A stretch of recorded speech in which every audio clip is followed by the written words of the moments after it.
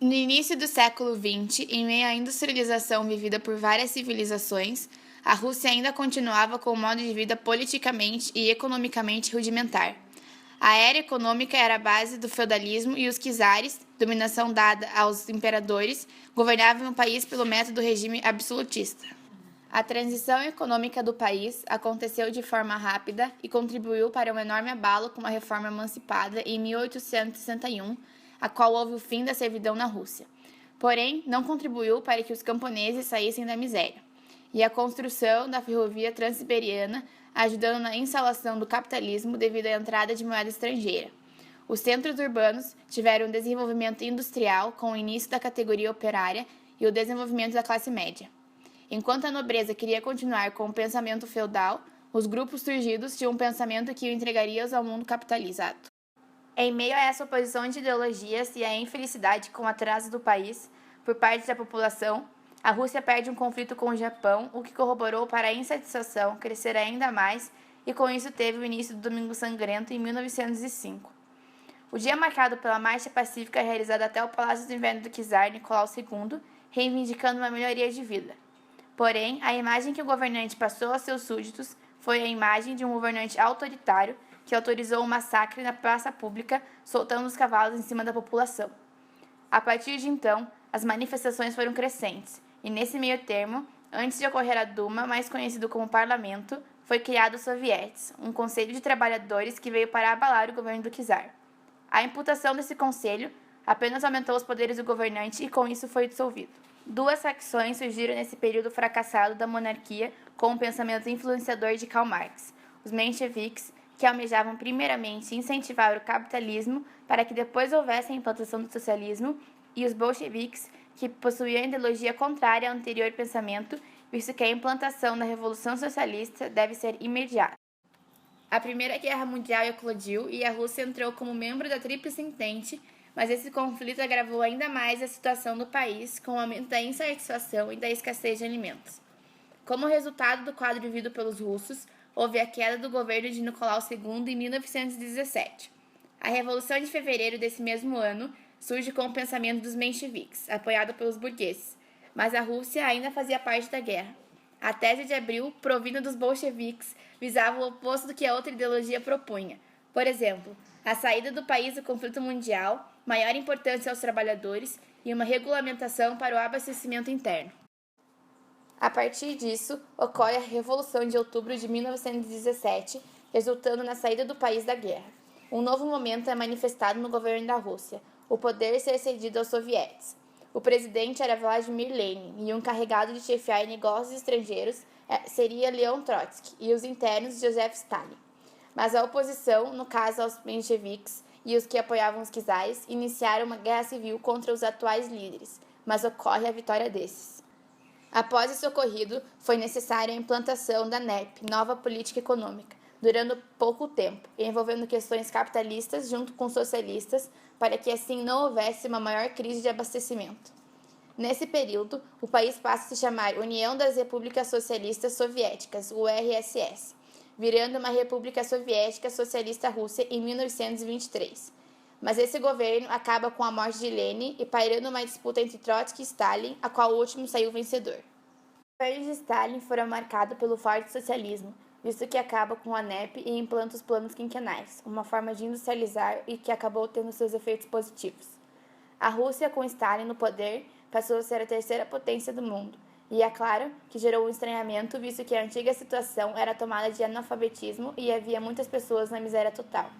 Porém, havia muita coisa atrás desse milagre econômico vivido. Stalin, devido ao seu temperamento, via a oposição como um grande peso para seu governo, indo atrás de oponentes não só dentro de seu próprio país, mas fora também. Com isso, então, começaram os expurgos de Moscou, de 1936 a 1938, como é conhecido hoje. Um dos marcos dessa autoridade foi a morte de Trotsky em 1940. Além disso, não foram somente os oponentes políticos de Stalin que eram julgados nesses expurgos. A população e seus aliados também poderiam ser presos e executados, sendo provada ou não sua inocência perante a acusação. Esses expurgos ou julgamentos, os quais o ditador Stalin tinha o propósito de eliminar qualquer oponente com ideais políticos diferentes, foram divididos em 3 fases. A primeira fase, em 1936, com 16 réus, contendo um dos mais importantes, Zinoviev e Lev Kamenev. Estes confessaram crimes que jamais seriam cometidos e foram condenados à morte.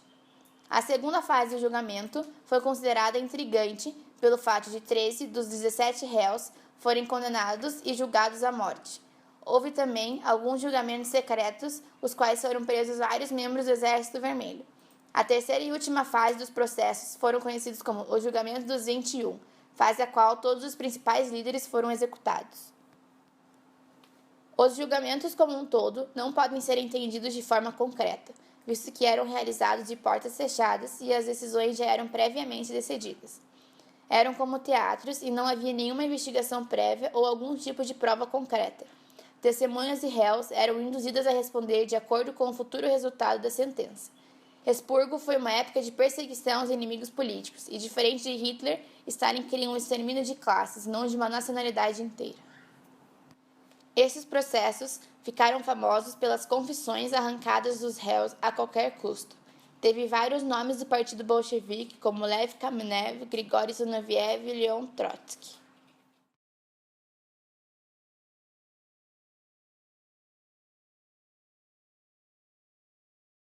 Stalin foi o ditador russo que governou a União Soviética. Assumiu o controle da Revolução Russa e o país em 1917.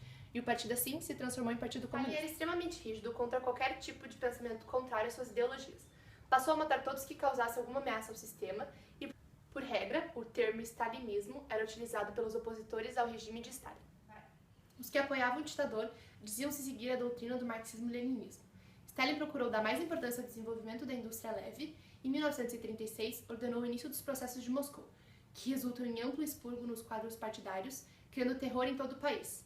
Nem mesmo as forças armadas foram poupadas, e vários dos seus principais dirigentes foram mortos.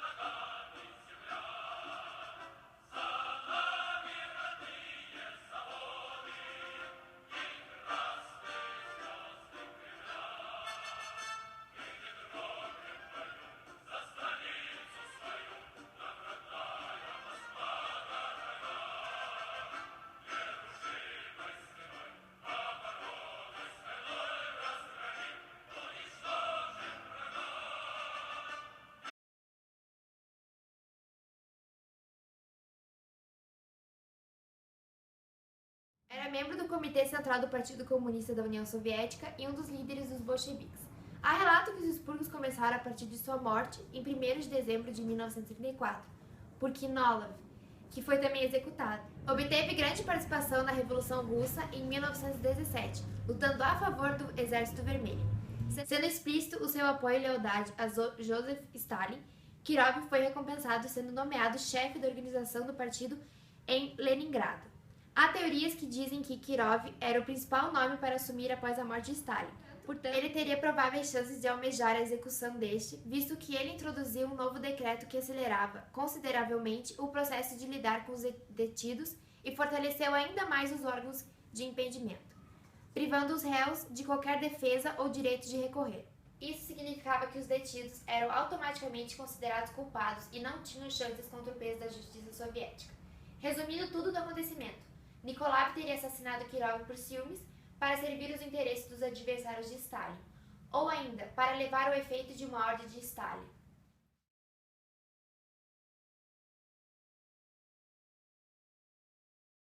Depois da morte de Kirov, foi acusado de cumplicidade moral ao seu assassinato, tendo assim sido condenado a 10 anos de prisão. Filiou-se ao POSDR como importante militante e grande colaborador de Lenin. Em 10 de outubro de 1917, ele e Kamenev foram os únicos que votaram contra a proposta de Lenin de iniciar uma luta armada na Revolução de 1917. Zinoviev, sempre se opondo a Lenin e posteriormente a Stalin, não possuía muito prestígio e humilhava-se para poder permanecer como membro bolchevique.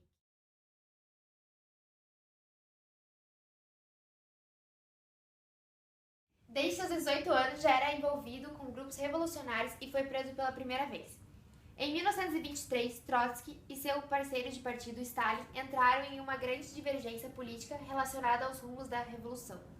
Trotsky almejava a expansão da revolução por outros países, enquanto Stalin formulava a doutrina do socialismo em um único país. Após a morte de Lenin, iniciou-se uma disputa entre Stalin e Trotsky. Stalin o difamou, não podendo ele se defender publicamente, e foi expulso da União Soviética. Transitando por vários países, instalou-se finalmente no México. Porém, Stalin sempre acreditou que Trotsky seria uma ameaça. Portanto, decidiu enviar um agente chamado Ramon Mercader para matá-lo.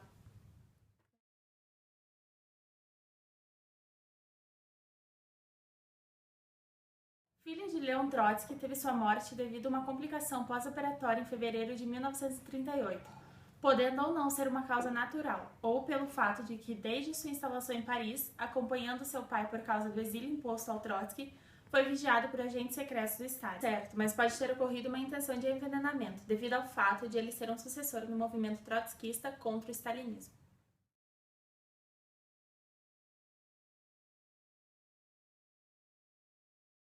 Foi expulso do Partido Comunista em 1934, junto com outros seguidores, e julgado em 1935 do assassinato de Kirov, mas somente no outro ano, com a preparação das prisões secretas contra o governo, foram levados a julgamentos, e assim acusados de matar Kirov e tentativa de homicídio de Stalin, além de outros líderes desse governo. Com esse evento ocorreu o início do período de massacres.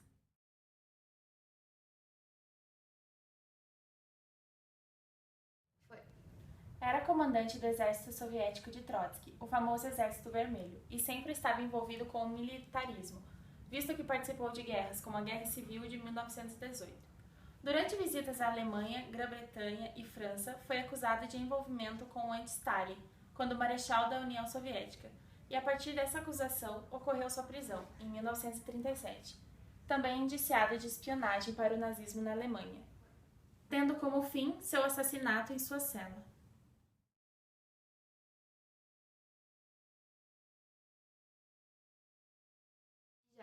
Antes de colaborar com Stalin, fazia parte do Partido Social Democrata Russo, apoiando os bolcheviques, mas após a morte de Lenin, começou a colaborar com a oposição a Trotsky. Seu maior medo era ser expulso do partido, visto que quando seus amigos partidários foram presos, começavam a ameaçá-lo por meio de publicações nos jornais locais para a indignação popular e assim seu julgamento. Não ocorreu violência física, somente psicológica, com humilhação vinda de seu partido, que tanto o defendia e que seu trabalho não foi reconhecido.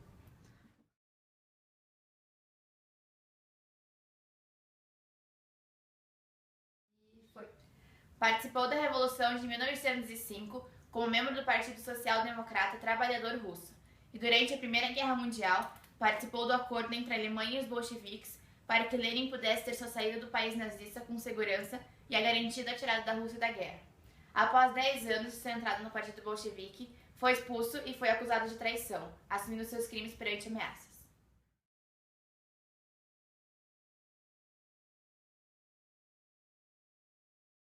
Se tornou um importante revolucionário, entrando para o Partido Social Democrata Russo em 1898, juntando seus bolcheviques com seu papel na Revolução de 1905. Já na Revolução de Outubro, ele acaba sendo o eleito ministro do Interior. Após a morte de Lenin, se tornou presidente do Conselho Comissionário do Povo, suposto primeiro-ministro. Apoiou Stalin, mas acabou sendo expulso de seu partido, acusado de ser traidor e trotskista, e foi executado.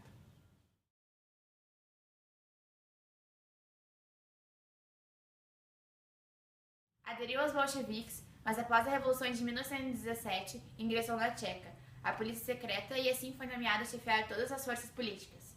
Foi acusado da morte de seu chefe Minzinski de seguir Kirov.